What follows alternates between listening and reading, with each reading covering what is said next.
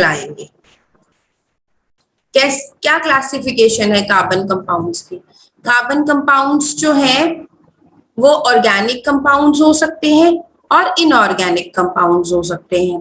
Organic compounds का मतलब इसमें वो सारे आ जाएंगे जिसमें कि हमारे ऑक्साइड्स ऑफ कार्बन नहीं आएंगे, कार्बोनेट्स नहीं आएंगे, साइनाइड्स नहीं आएंगे, मेटालिक कार्बाइड्स नहीं आएंगे। ठीक है, क्लियर हुआ? यस। और इनऑर्गेनिक में क्या आएंगे? Non carbon containing compounds. ठीक है, हमने पढ़ने हैं ऑर्गेनिक कंपाउंड्स। कार्बन कंपाउंड्स में मेनली ऑर्गेनिक कंपाउंड्स आते हैं।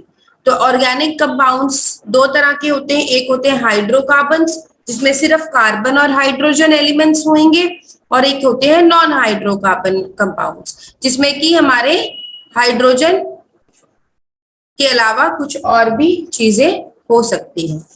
ओके, कार्बन और हाइड्रोजन तो होगा ही, साथ में ऑक्सीजन, नाइट्रोजन और ये सारे एलिमेंट्स जो है क्लोरीन, ब्रोमीन, आयोडीन वगैरह, ये सारे भी हो सकते हैं।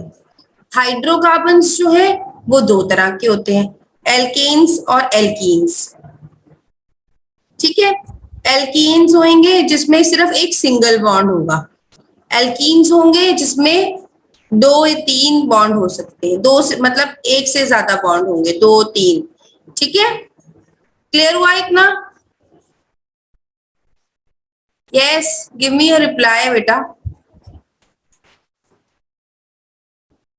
ओके, और नॉन कार्बन कंपाउंड्स में क्या आ जाता है? नॉन हाइड्रोकार्बन कंपाउंड्स में एल्कोहल्स आ जाएंगी, आपकी कार्बोक्सिलिक एसिड्स आ जाएंगी और एस्टर्स आ जाएंगे।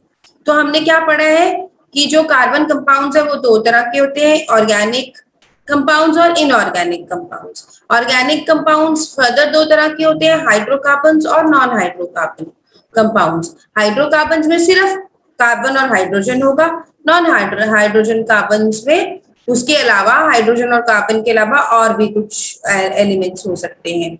और जो हाइड्रोकार्बन्स है वो दो तरह के होते हैं, एल्केन्स और एल्कीन्स। एल्केन्स में सिंगल कोवेलेंट बॉन्ड होता है, एल्कीन्स में मोर देन वन बॉन्ड होगा, मल्टीपल बॉन्ड होगा। और जो नॉन हाइड्रोकार्बन कंपाउंड्स होते हैं वो होते हैं अल्कोहल, कार्बोक्सिलिक एसिड्स और asters. I hope this is clear. हाँ जी, किसी को डाउट पिछली स्लाइड में? हाँ जी, करम समझ आया? यस। शिव मंगल क्लियर हुआ? Yes ma'am. Utkarsh, Utkarsh ma'am.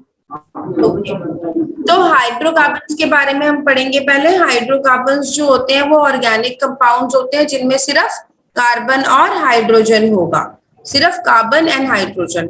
अब वो नेचुरल सोर्सेज क्या हैं हाइड्रोकार्बन्स के, जो नेचुरली मिलते हैं हमें हाइड्रोकार्बन, वो कौन कौन से हैं? पेट्रोलियम, कोल, नेचुरल गैस, रबर, जो ट्रीज से हमें रबर मिलती है नेचुरल फॉर्म वाली, वो सारे हाइड्रोकार्बन्स है। You have to remember these names, these are natural sources of hydrocarbons. Okay, petroleum, coal, natural gas and rubber trees. ठीक है, क्लियर हुआ? एल्केन्स, एल्केन्स क्या होते हैं?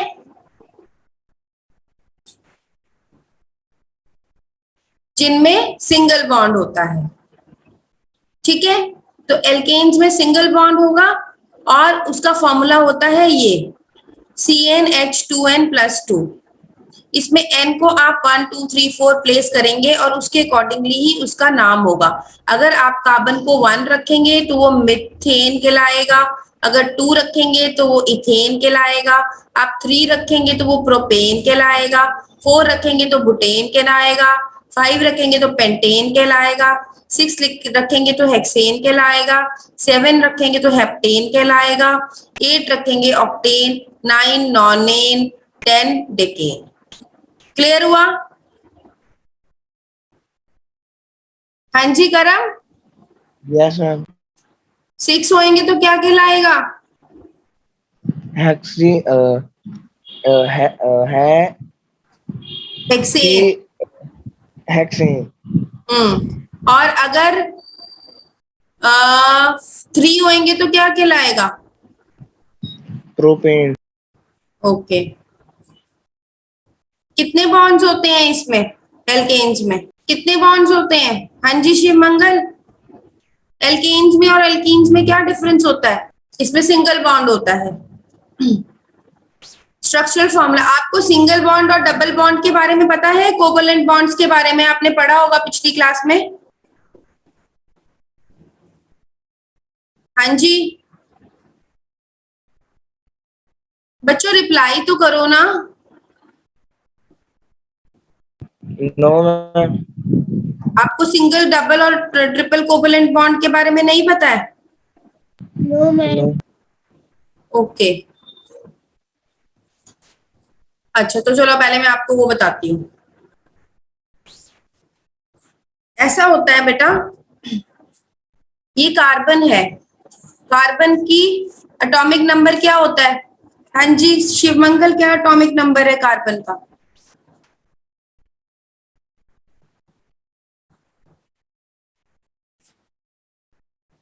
बताइए। 6। मैम 6। तो इसमें कैसे इलेक्ट्रॉन्स अरेंज होंगी? 2 4 ऐसे अरेंज होंगी ना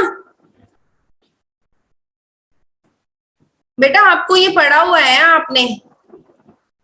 तो इसकी वैलेंसी क्या हुई? करम, ये आता है आपको? नो मैम नहीं आता। अच्छा, आता नहीं है या पढ़ा नहीं है आपने? क्योंकि ये तो हुआ होगा आपका पिछली क्लास में। मैम आता नहीं। मैम सबसे पहला चैप्टर है। तो हुआ है ना? Yes ma'am. तो करम बताओ फिर, आप कैसे कह रहे हो कि नहीं आता? मैम इसने क्लास नहीं किया था। ओके, ये देखो बेटे, ये कार्बन का न्यूक्लियस है। इसके आसपास एक तो 2 इलेक्ट्रॉन्स अरेंज्ड होंगी और एक होंगी 4 इलेक्ट्रॉन्स। हाँ जी करम, ऐसे होगा। ठीक है, तो ये कितनी इलेक्ट्रॉन्स हो गई इसकी? 6 हो गई ना। अब इसकी वैलेंसी, वैलेंसी होता है कि जो सबसे लास्ट वाला ऑर्बिट है उसमें कितनी इलेक्ट्रॉन्स प्रेजेंट है। अब इसके लास्ट वाले इसमें कितनी इलेक्ट्रॉन्स प्रेजेंट है? 4। और मैक्सिमम कितनी आ सकती है इसको स्टेबल करने के लिए? अगर हमें इस एलिमेंट के एटम को स्टेबल करना है तो हमें यहाँ पर इसकी अरेंजमेंट 2 8 होनी चाहिए। मतलब यहाँ पर 8 इलेक्ट्रॉन्स आनी चाहिए। तो यहाँ, क्योंकि आउटर शेल, यहाँ इस वाली शेल में 8 इलेक्ट्रॉन्स आ सकती हैं, तो इसकी वैलेंसी होगी 4, मतलब कि ये 4 इलेक्ट्रॉन्स और ले सकता है। क्लियर हुआ? Yes ma'am. ठीक है, कार्बन का क्लियर हुआ। अब हाइड्रोजन की बात करते हैं। हाइड्रोजन की कितनी एटॉमिक वेट होता है, एटॉमिक नंबर होता है? 1।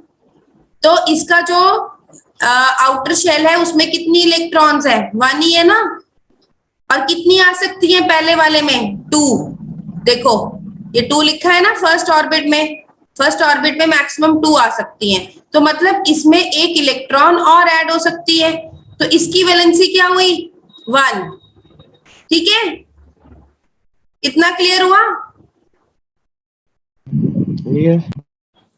अब जो जब बॉन्ड बनना होता है तो या तो इलेक्ट्रॉन्स दी जाती हैं और या फिर इलेक्ट्रॉन्स ली जाती हैं। अब सपोज करो हम बात करें सोडियम क्लोराइड की। ठीक है, अब ये सोडियम क्लोराइड कैसे बनता है?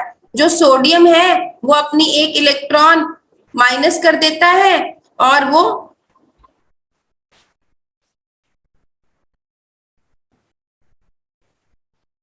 सपोज करो हम बात करते हैं सोडियम क्लोराइड की। अब इसमें क्या होगा? जो सोडियम है वो क्या करेगा? उसमें से एक इलेक्ट्रॉन माइनस हो जाएगी और वो Na+ बन जाएगा। अब ये जो एक इलेक्ट्रॉन निकली है, ये क्लोरीन जो है उसकी वैलेंसी होती है, हाँ जी कितनी होती है वैलेंसी क्लोरीन की? 1 वो गेन करता है एक इलेक्ट्रॉन। तो अगर क्लोरीन का जो एटम है वो एक इलेक्ट्रॉन गेन कर लेगा तो वो स्टेबल हो जाएगा और वो बना लेगा Cl माइनस। अब ये दोनों मिलकर NaCl बना लेंगे। तो ये ऐसे बॉन्डिंग होती है इलेक्ट्रॉन्स के डोनेशन और एक्सेप्टेंस की वजह से। अब हम अगर कार्बन कंपाउंड्स की बात कर रहे हैं, क्योंकि हमने कार्बन कंपाउंड्स पढ़ने हैं, तो कार्बन की क्या वैलेंसी है 4, मतलब उसको 4 इलेक्ट्रॉन्स चाहिए। हाँ जी, समझ आ रहा है सबको? यस मैम, आउटर के लिए ना मैम। हाँ, उसको 4 इलेक्ट्रॉन्स चाहिए। अब आप ये चीज देखिए कि अगर कार्बन जो है, कार्बन का ये न्यूक्लियस। पूरा वीडियो देखने के लिए और लेटेस्ट एग्जाम अपडेट्स जानने के लिए डाउनलोड करें कैरियर डिफेंस स्कूल का एंड्रॉयड ऐप।